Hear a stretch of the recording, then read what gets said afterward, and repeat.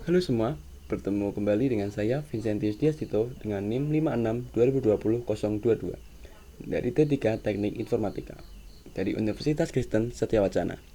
Pada video kali ini, saya akan menjelaskan mengenai apa itu brainware. Langsung saja simak video berikut ini. Yang pertama ada pengertian dari brainware. Brainware bisa disebut juga termasuk komponen dalam komputer, atau lebih tepatnya brainware adalah kita, orang yang menggunakan atau mengoperasikan sebuah perangkat komputer dengan suatu tujuan untuk mengerjakan sesuatu ataupun mencari suatu informasi. Jadi brainware adalah seseorang yang mengoperasikan hardware dan software. Lalu pada video kali ini saya akan juga menjelaskan tentang beberapa bagian-bagian dari brainware. Yang pertama ada programmer. Programmer adalah seseorang yang memiliki keahlian dalam bidang komputer, terutama di bidang bahasa pemrograman. Dan di dalam dunia teknologi, programmer memiliki tanggung jawab di bagian pembuatan aplikasi atau perangkat lunak. Lalu ada sistem analis. Seseorang sistem analis bertanggung jawab atas penganalisaan kebutuhan software yang akan dibuat. Dan juga tanggung jawabnya pengkoordinasian dan merekomendasikan pemilihan perangkat lunak dan sistem yang paling sesuai dengan kebutuhan organisasi bisnis atau perusahaan. Dan seorang sistem analis mengharuskan untuk memiliki 4 keahlian, yaitu seperti analisis, teknis, manajerial, dan interpersonal. Kemampuan analisis memungkinkan seorang analis sistem untuk memahami perilaku organisasi beserta fungsi-fungsinya. Pemahaman tersebut akan membantu dalam mengidentifikasi kemungkinan terbaik serta menganalisis penyelesaian permasalahan. Dan untuk keahlian teknis membantu seorang analis sistem untuk memahami potensi dan keterbatasan dari teknologi informasi. Seorang analis sistem harus mampu untuk bekerja dengan berbagai jenis bahasa pemrograman, sistem operasi, serta perangkat keras yang digunakan. Lalu, untuk keahlian manajerial juga akan membantu seorang analis sistem untuk mengelola proyek, sumber daya, risiko, serta perubahan. Dan yang terakhir, interpersonal, membantu sistem analis dalam berinteraksi dengan pengguna akhir sebagai halnya dengan analisis, programmer, dan profesi sistem lainnya.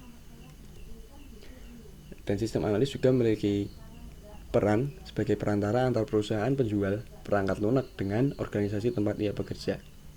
Jadi di dalam dunia teknologi, sistem analis adalah profesi yang pertama kali di saat sebuah perusahaan ingin membuat aplikasi. Dan seorang sistem analis awalnya akan merancang semua kebutuhan software, lalu diberikan kepada programmer, dan selanjutnya dibuat oleh programmer. Lalu ada network administrator. Network administrator adalah seorang yang bertanggung jawab pada pemeliharaan perangkat keras dan perangkat lunak yang terdiri dari jaringan komputer. Dan network administrator diperlukan untuk menguasai bidang jaringan dan penginstalan suatu perangkat. Dan tugas utamanya yaitu memelihara sistem jaringan komputer. Jadi, tugas dari network administrator terjadi ketika programmer sudah membuat aplikasi dan aplikasi tersebut sudah dijalankan. Seorang network administrator tugasnya adalah sebagai pengawas dan melakukan perencanaan dan juga implementasi serta pemeliharaan dan juga pemecahan masalah terhadap suatu jaringan komputer. Dan network administrator juga bisa merekomendasikan peningkatan jaringan dan peralatan baru. Serta network administrator juga berhak untuk menganalisis dan memantau keamanan server dan melakukan perbaikan untuk mengatasi ancaman keamanan. Lalu ada database designer. Seperti namanya, seorang database designer memiliki tugas utama yaitu untuk mendesain database, merancang desain konseptual atau logical database yaitu mengidentifikasi entitas, atribut, dan hubungan di antara keduanya, serta memberikan constraints atau batasan. Dan juga memiliki tugas untuk merancang desain database secara fisik, yaitu memutuskan bagaimana logical database design terrealisasi secara fisik, misalnya memetakan logical database design menjadi tabel-tabel yang terintegrasi. Lalu yang terakhir ada technical support. Technical support adalah seseorang yang memiliki tugas untuk memberikan layanan kepada para klien yang mengalami masalah dengan perangkat keras atau perangkat lunak. Tugas dari technical support adalah instalasi dan evaluasi. Dan technical support juga merupakan seorang teknisi pada sebuah organisasi atau perusahaan yang mempunyai tanggung jawab untuk instansi tersebut dan evaluasi, serta peningkatan terhadap 3 objek utama seperti komputer, software, serta pengembangan sistem jaringan atau network system.